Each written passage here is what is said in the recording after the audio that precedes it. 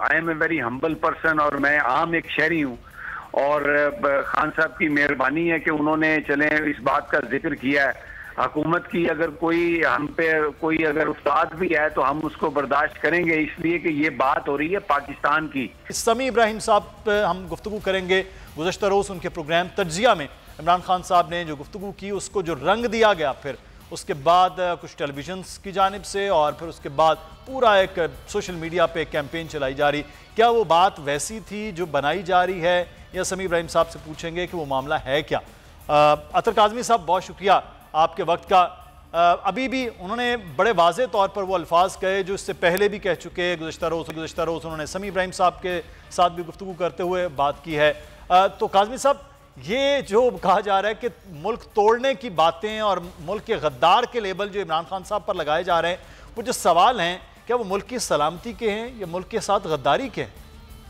देखिए, जहाँ तक इस बात का ताल्लुक है जो गुज़िश्ता रोज़ खान साहब ने समी इब्राहिम साहब के प्रोग्राम में कही, ये बात कोई पहली दफ़ा उन्होंने नहीं कही, मुतअद्दिद बार वो इस बात को दोहरा चुके हैं।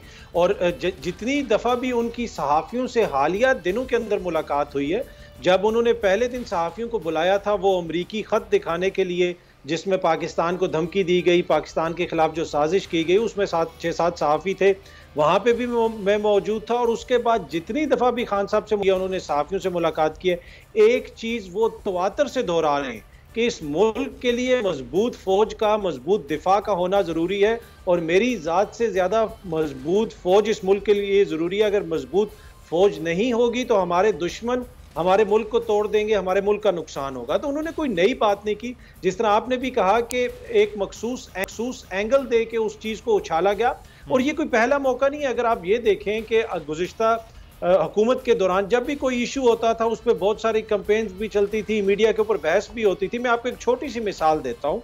एक खातून के साथ एक नाखुशगवार वाक़या पेश आया, उनके साथ ज़्यादती हुई मोटरवे के ऊपर। उस केस को लेके कितने दिन मीडिया के ऊपर प्रोग्राम्स हुए, मीडिया के ऊपर बहस चली, कहा गया कि ख्वातीन गैर महफूज हो गई हैं, इस हुकूमत की नाकामी है। लेकिन हालिया दिनों के अंदर एक खातून के साथ पाकिस्तान की सरकारी ट्रेन के अंदर सरकारी मुलाजमीन की जानिब से ज्यादती हुई। क्या आपने कोई प्रोग्राम देखे?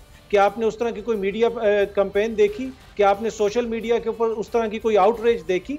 तो जब आप एक मखसूस एजेंडे के तहत बात करते हैं, मखसूस एजेंडे के तहत किसी चीज़ को उछालते हैं, तो फिर यही होता है जो हम देख रहे हैं। और मेरे ख्याल में खान साहब ने जो कुछ खदशात का इजहार किया, खुदा ना खास्ता अपनी कोई ख्वाहिश का इजहार तो नहीं किया। और इसी तरह की बातें बिलावल साहब भी कर चुके हैं, दीगर लोग भी कर चुके हैं। लेकिन बात वही है कि जब खान साहब करते हैं तो वो उसको उठा लिया जाता है। बिल्कुल। अच्छा, काज़िम साहब हमारे साथ रहेगा, समी इब्राहिम साहब हमारे साथ हैं। गुज़श्ता रोज़ जब उनका इंटरव्यू हुआ है, उस इंटरव्यू के थोड़ी देर के बाद हमने देखा कि एक टेलीविज़न से जिस किस्म की एंगलिंग की गई, और उसके बाद फिर सारी रात हम देख रहे थे, सुबह से वो पूरी एक कैंपेन बनी। समी साहब, सवाल आपका सादा सा था, मैं वो जब देख रहा हूँ, खान साहब का जवाब बड़ा एक रैशनल किस्म का था। ये जो पूरा उसका नया रंग आया है, इसको आप क्या कहेंगे? तब आपको ये लगा कि इस किस्म की हीट है इस गुफ्तगू में? नहीं, देखिए, ये जो रंग आया है ये सारा रुपए का रंग है। ये जो तुर्की शहबाज शरीफ साहब गए हैं और उससे पहले बड़े इतने करोड़ों रुपए के इश्तिहारात इनको मिले हैं, तो ये सारे का सारा उसका रंग है। खौफजदा है इमरान खान से। इमरान खान का भूत ख्वाबों में इनको जगाता है, रात को ये सोते में उठ जाते हैं और डरते हैं। नजर आ रहा है कि इलेक्शन में जूतियां पड़ेंगी, तो वो उसकी वजह से हर कि कहीं ना कहीं जो एक इमेज है इमरान का उसको डिस्टॉर्ट कर दें। कौन सी बात गलत कही है इमरान ने? अगर आपकी इकोनॉमी ठीक नहीं है तो सबसे बड़ा हिट जो है वो डिफेंस बजट पे आएगा। खुदा ना खास्ता अगर हमारी फौज में थोड़ी सी भी कमजोरी होती है तो दुश्मन जो है वो फिर आके ब्लैकमेल करने की कोशिश करेगा, न्यूक्लियर एसेट्स पर ब्लैकमेल करेगा। फिर उसके बाद वो यूक्रेन की तरह हमारा खुदा ना खास्ता हाल हो सकता है, क्योंकि उन्होंने भी जब डी न्यूक्लियराइजेशन की तो उसके बाद देखें जो भी आता है उनको 4 घूंसे मारता है, 4 बम गिराता है और आगे निकल जाता है। तो ये इन चीजों का इस्तेमाल। और क्या करें इसके लिए? ये नहीं कि मुझे वज़ीर आज़म बना दें, कि भैया आप इलेक्शन करवाएं और जिसको भी लोग मुंतखब करते हैं, चाहे वो शहबाज शरीफ ही हो, आप दोबारा उनको हुकूमत दे दें।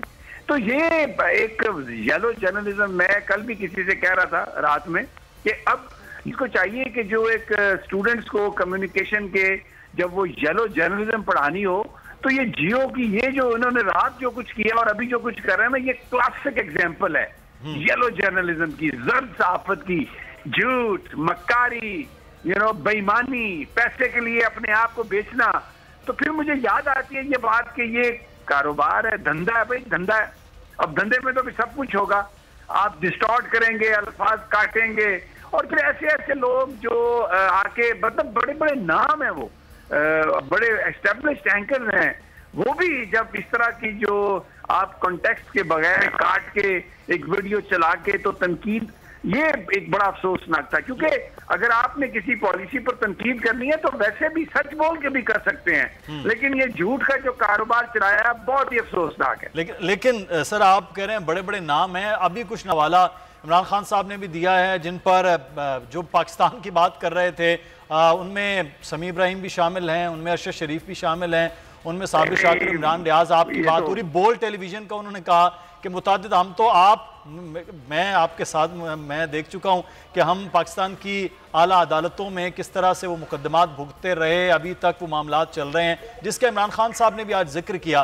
तो ये बड़ा अलमिया है कि जहां जो पाकिस्तान के खिलाफ साजिशें बुन रहे हैं अभी भी, उधर कुछ और हुकूमतों का रवैया है, जो पाकिस्तान की बात साफी कर रहे हैं उधर रवैया कुछ समी साहब और रहा है।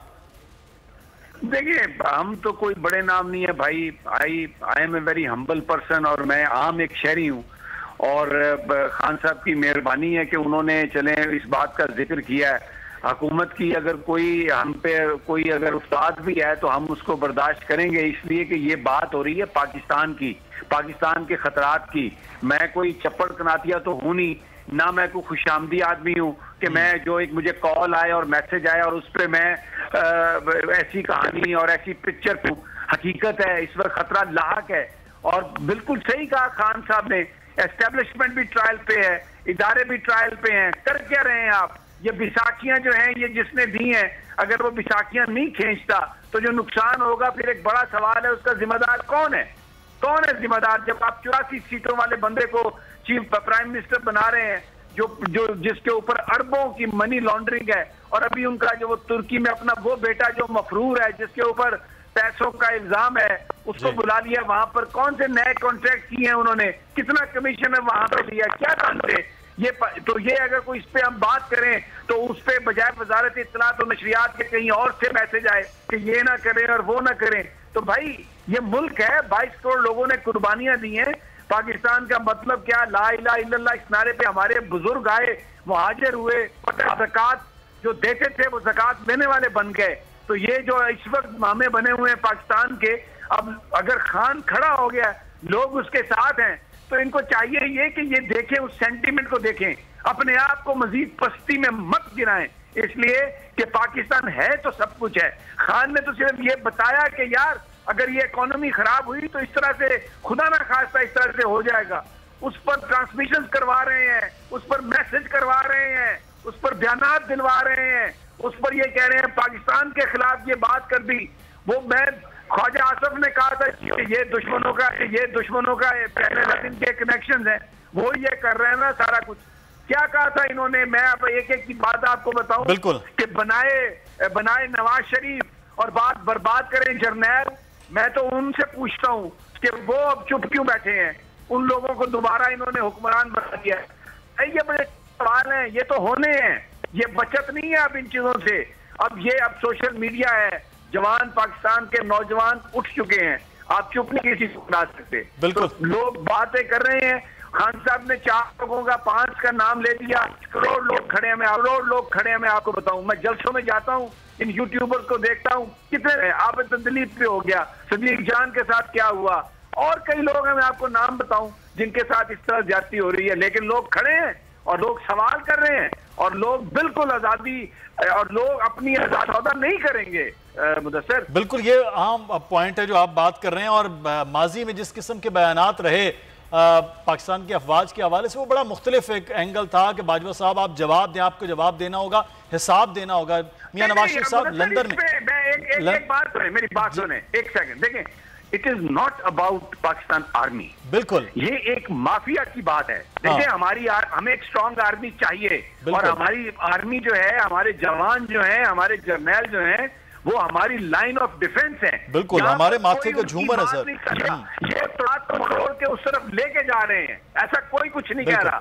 जो देखें, इदारा जो है वो किसी भी सियासत से पाक है, और पाकिस्तान की फौज जो है, हमारे जो ऑफिसर्स हैं, जो जवान हैं, उनके दिल पाकिस्तानी अवाम के साथ धड़कते हैं, और पाकिस्तानी अवाम के दिल पाकिस्तानी फौज के साथ धड़कते हैं। अच्छा अतर काज़मी साहब, मैं एक चीज़ यहाँ पर है कि अभी इमरान खान साहब कह रहे हैं मैं लाया अमल अगले का ऐलान जो है वो करने जा रहा हूँ, तो अब अगले लाया अमल में आपको लग रहा है कि जो इस वक्त जो सिचुएशन बन रही है कि वफाक में तो राना सनाउल्लाह साहब आए दिन धमकी आमेज़ किस्म के बयानात हैं वो दे रहे हैं, तो उसके बाद सुप्रीम कोर्ट के जो मामला तो वहाँ से जो ऑर्डर, उसके बाद क्या सूरत हाल आपको काज़मी साहब नज़र आ रही है खान साहब की?